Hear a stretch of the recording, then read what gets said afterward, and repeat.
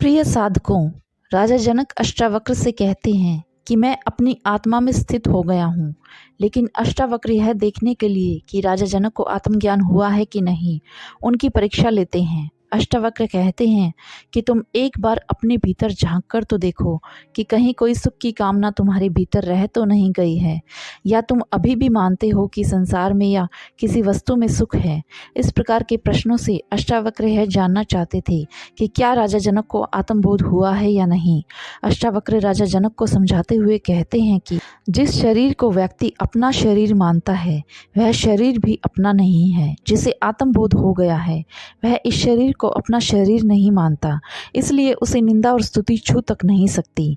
अगर कोई उसकी निंदा करता है, उसे भला बुरा कहता है, तो भी वह तनिक भी विचलित नहीं होता।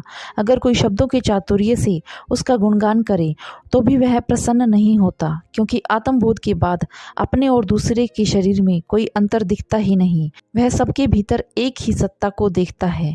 इसके विपरीत अगर कोई देहा भाव में रहता है, तो यदि उसकी कोई निंदा करता है तो उसे चोट लगती है, उसकी छवि को चोट लगती है, उसके आत्म सम्मान को ठेस पहुंचती है, क्योंकि वह छोटेपन की भावना से जकड़ा हुआ है।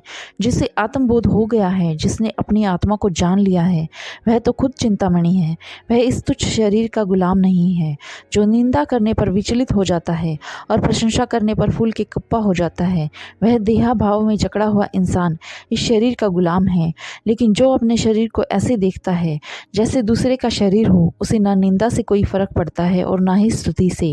वह हर परिस्थिति में समान भाव से रहता है। चाहे कोई उसका अपमान करे या कोई गुणगान करे, वह अपनी सीमाओं से परे जाकर विराट हो जाता है। जो इस शरीर को अपना शरीर नहीं मानता, वह यही देखता है जो सामने शरीर है वह इस शरीर के बारे में कुछ प्रतिक्रिया दे रहा है।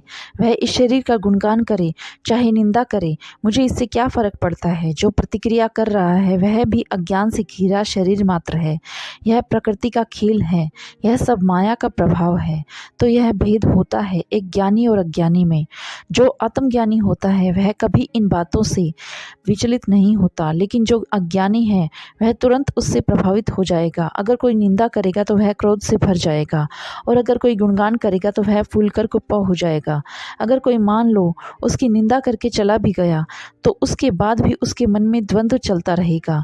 चाहे वह उसका कुछ भी ना बिगाड़ सकता हो, लेकिन वह मन में यही सोचता रहेगा कि मैं उसे कैसे सबक सिखाऊं। और अगर किसी ने थोड़ी सी भी प्रशंसा कर ली, तो अपने आप को बुद्धिमानों का सरदार घोषित कर लेगा।